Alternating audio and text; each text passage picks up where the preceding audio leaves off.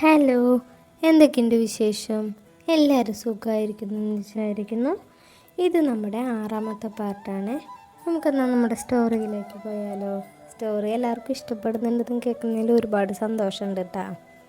അപ്പോൾ ഇങ്ങനെ തന്നെ കമൻറ്റ് ചെയ്തിട്ട് പൊക്കോളൂ. നല്ല സ്റ്റോറി ആയിട്ട് ലാസ്റ്റ് വരെ നമുക്ക് എത്തിക്കാൻ പറ്റും. എന്നാൽ നമുക്ക് സ്റ്റോറിയിലേക്ക് പോവാം. നീ ചോദിക്കുമ്പോൾ പൈസ എടുത്ത് തരാൻ ഞാനാരാ? നിൻ്റെ മറ്റവനാ? പോയി നിൻ്റെ തന്തയോട് ചോദിക്കടി. അടുത്ത നിമിഷം ഹരൻ അലറിയും. ഞാൻ ചോദിക്കും, പക്ഷെ എൻ്റെ തന്തയോടല്ല, നിൻ്റെ തന്തോട്. എൻ്റെ അച്ഛനെ പറയുന്നോടി പുല്ലേ, ഹരൻ പറഞ്ഞു. എൻ്റെ അച്ഛനിട്ട് നിനക്ക് ഡയറക്റ്റായിട്ട് പറയാമെങ്കിൽ നിൻ്റെ അച്ഛനെ ഇൻഡയറക്റ്റായിട്ട് എനിക്കും വിളിക്കാം. നീ അധികം നെകളിക്കല്ലേ, എന്നെ നിനക്ക് ശരിക്കും അറിയില്ല. ഇനി എന്തറിയാനാ? താൻ ആട്ടിൻ തോലിട്ട കുറുക്കനാ. എല്ലാവരുടെയും മുന്നേ നല്ലവനായ ഉണ്ണിയെപ്പോലെ അഭിനയിക്കും. മാധു എന്താ പറഞ്ഞത്? നിനക്ക് ദേഷ്യം എന്താന്ന് പോലും അറിയില്ലെന്ന്. താൻ അവരെയൊക്കെ പറ്റിക്കല്ലേ. തനിക്ക് എന്തൊക്കെ ദുശീലുണ്ടെന്ന് ദൈവത്തിനറിയാം. അതേടി, ഞാൻ അഭിനയിക്കുക. എനിക്ക് ഒരുമാതിരിപ്പെട്ട എല്ലാ ദുശീലവും ഉണ്ട്. ഞാൻ കള്ളു കുടിക്കും, സിഗരറ്റും വലിക്കും, പെണ്ണും പിടിക്കും, കഞ്ചാവും അടിക്കും.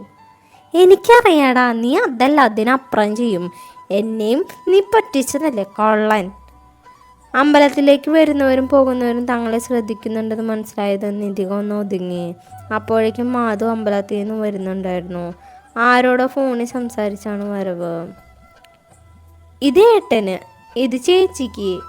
മാധു കയ്യിലെ ഇലച്ചീന്തിലുള്ള ചന്ദനം എടുത്ത് രണ്ടുപേർക്കും തൊട്ടുകൊടുത്ത് അവരുടെ ഇടയിലായി കയറിയിരുന്നു.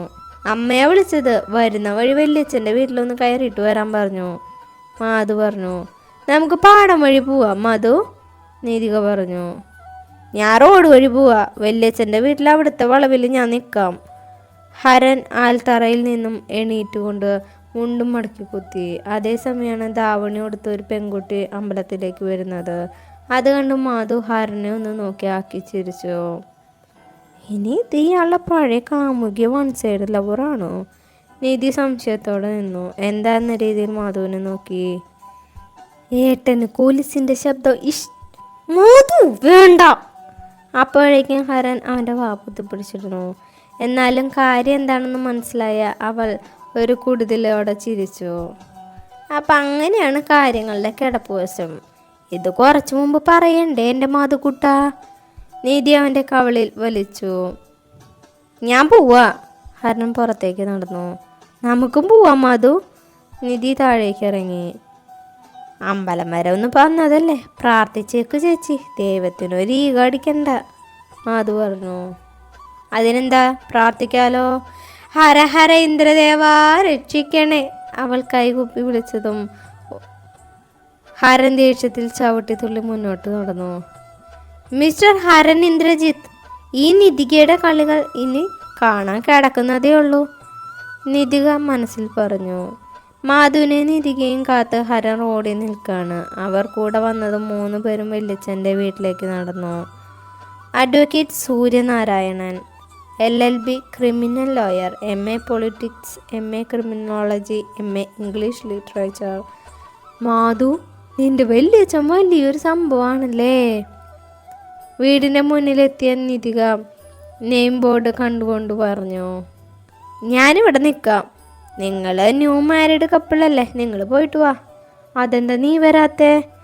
കാര്യം എൻ്റെ വല്യച്ഛനാണെങ്കിലും ഞങ്ങൾ തമ്മിൽ അത്രയും നല്ല ടേംസിൽ കണ്ടീഷനിലല്ല. എന്നെ കണ്ടാൽ തുടങ്ങും സപ്ലിയുടെ കാര്യം പറഞ്ഞ് ചൊറിയാൻ. അതൊന്നും സാരിയില്ല, വാട മാതുക്കുട്ടാ. ഇല്ല നിച്ചു, എനിക്ക് വയ്യ നാണം കെടാൻ. ഇത്രയും ഡിഗ്രികളുള്ളതിൻ്റെ അഹങ്കാരം അയാൾക്ക്. വീട്ടിലെന്താണോ ഇങ്ങനെ ഒരു നെയിം ബോർഡ് വയ്ക്കുക? അതിനെന്താ, നമുക്ക് നാളെ തന്നെ വയ്ക്കാം, നീതിക പറഞ്ഞു. അത് നല്ലതാ.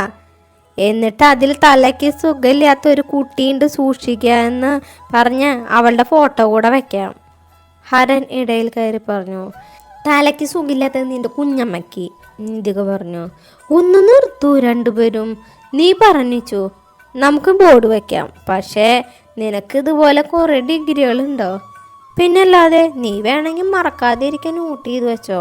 നിധിക Ramachandran, LKG UKG SLC, first commerce, +2 commerce, BCom.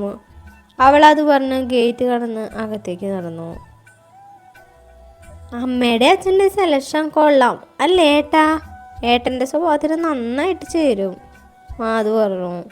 നീ കുറച്ച് മുമ്പ് വരെ ചേച്ചിയെന്ന് വിളിച്ചിട്ട് ഇപ്പം പെട്ടെന്ന് എങ്ങനെ നിച്ചുവായേ? ഹരൻ കണ്ണൂറ്റിക്കൊണ്ട് ചോദിച്ചു. അത് പിന്നെ ചേച്ചിന്ന് വിളിക്കുമ്പോൾ ഒരു ഗ്യാപ്പ് തോന്നാ, അതാ നിച്ചു എന്നാക്കിയ. ഏട്ടൻ പാ.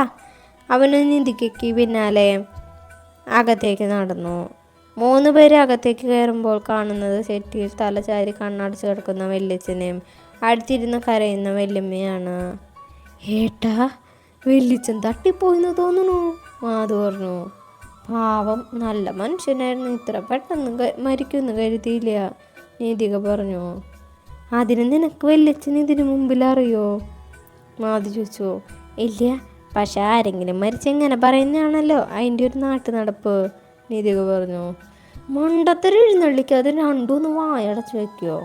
ഹരൻ അവരെ നോക്കി പേടിപ്പിച്ച് വല്യമ്മയുടെ അരികിലേക്ക് നടന്നു. വല്യമ്മ. മോനെ ജിത്തു. ഹരനെ കണ്ടതും വല്യമ്മ ഒന്നുകൂടെ ഉറക്കെ കരയാൻ തുടങ്ങി. നീയൊന്ന് കരച്ച് നിർത്തിന്തോ? അണ്ണടച്ചെടുക്കുന്ന വല്യച്ഛൻ എണീറ്റിരുന്നു. എന്താ വല്യച്ഛ പറ്റി? എന്തിനാ വല്യമ്മ കരയണേ? മാധു നീതികൻ സെറ്റിയിൽ വന്നിരുന്നു. ഇവിടുത്തെ കാര്യമൊന്നും പറയാതിരിക്കണേ നല്ലത്. ഇവളെ പറഞ്ഞാൽ പോരെ, മകളെ ശരിക്കും വളർത്തിയില്ല, വല്യച്ഛൻ ദേഷ്യത്തോടെ പറഞ്ഞു. ഇങ്ങനെ ദേഷ്യപ്പെടാതെ കാര്യം പറയോ? അമ്പടം മാളു, അവള് വഴി തെറ്റിപ്പോയി മക്കളെ. ആരായി മാളു? നീതിക മാധവനോടായി പതിയെ ചോദിച്ചു. മാളു വരെ മകളാ, ഇപ്പൊ ഡിഗ്രി ചെയ്യുന്നു. മാളുവിനെന്താ പറ്റിയേ? ഹരൻ ചോദിച്ചു. അവൾക്കൊരു കല്യാണാലോചന, പയ്യൻ ഡോക്ടറാണ്, നല്ല ബന്ധാ. അവൾക്ക് ഈ കല്യാണം വേണ്ടത്രേ.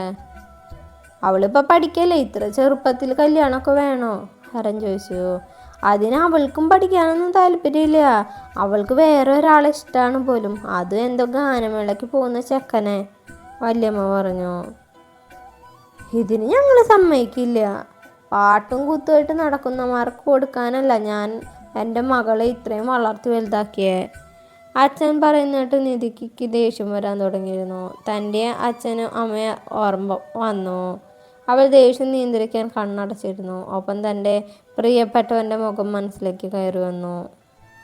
ഞങ്ങൾ അവളെ കുറേ പറഞ്ഞ് മനസ്സിലാക്കാൻ നോക്കി ജിത്തു, പക്ഷെ അവൾ കേൾക്കുന്നില്ല.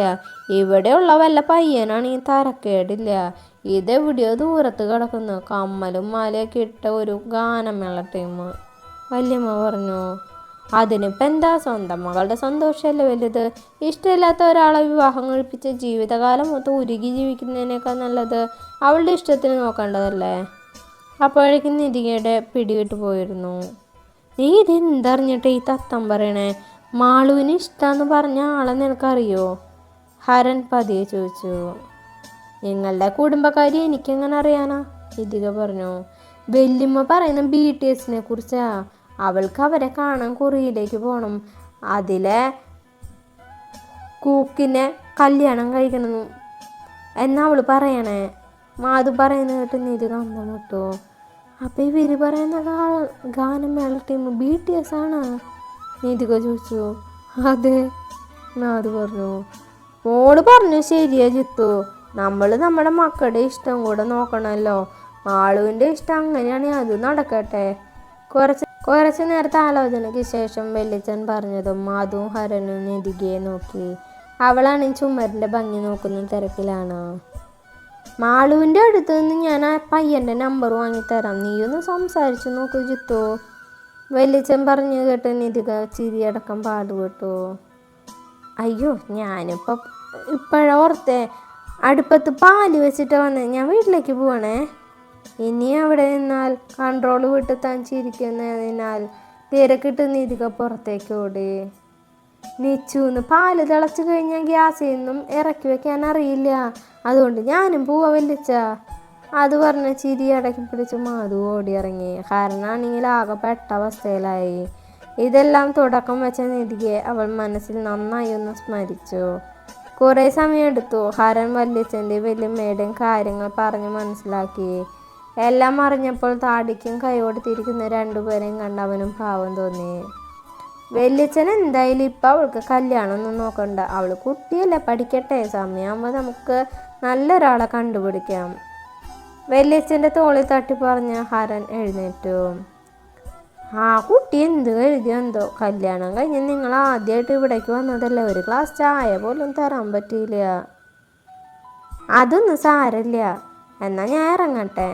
അവൻ മുറ്റത്തേക്ക് ഇറങ്ങി. ആ മോളെ കുട്ടി ഒരു ദിവസം വാജിത്തു. ആ കുട്ടിയുടെ പേരെന്തായിരുന്നു? വല്യമ്മ ചോദിച്ചു. നിധിക, നിച്ചു എന്ന് വിളിക്കൂ. നിച്ചു, നല്ല പേര്. കാണുമ്പോൾ ചെറിയ കുട്ടിയെ പോലെ ഉണ്ട്, കല്യാണത്തിന് കണ്ടതിനേക്കാളും ചെറുതായ പോലെ. മറുപടി അവനും പുഞ്ചിരിച്ച് ഹരൻ പുറത്തേക്ക് നടന്നു. ഹരൻ ഗേറ്റ് കടന്ന് അകത്തേക്ക് കയറി വരുമ്പോൾ ഉമ്മറത്ത് തന്നെ അമ്മയും അച്ഛനും നിധികയും മാധു ഇരിക്കുന്നുണ്ട്. അവനെ കണ്ടതും 4 പേരും കൂടെ ചിരിക്കാൻ തുടങ്ങി. അതിൽ നിന്ന് 2 പേരും വന്ന് അച്ഛനും അമ്മയ്ക്കും എല്ലാം കൊളത്തി കൊടുത്തിട്ടുണ്ടെന്ന് ഹരനും മനസ്സിലായി. കൊറിയയിലേക്ക് വിളിച്ചിട്ട് കല്യാണം ഉറപ്പിച്ചു ഏട്ടാ? അകത്തേക്ക് കയറിയ ഹരനെ പിന്നിൽ നിന്നും വിളിച്ച് മാധു ചോദിച്ചു. ഇതിനുള്ളത് ഞാൻ പലിശയും ചേർത്ത് തിരിച്ച് തന്നിരിക്കും. കൈ ചൂണ്ടി പറഞ്ഞവൻ ദേഷ്യത്തിൽ അകത്തേക്ക് നടന്നു. മാധുവിനെ നോക്കിയാണ് പറഞ്ഞെങ്കിലും അത് തന്നെ ഉദ്ദേശിച്ചാണെന്ന് നിധികയ്ക്കും മനസ്സിലായിരുന്നു. നല്ല രസമല്ലേ ഇവർ ഫൈറ്റിംഗ് കാണാൻ. അപ്പോൾ കൂടുതൽ വീഡിയോസിനായിട്ട് നമ്മുടെ ചാനൽ സബ്സ്ക്രൈബ് ചെയ്യാനും കമൻ്റ് ഇടാനും മറക്കരുത് കേട്ടോ. അപ്പോൾ ബൈ, താങ്ക് യു.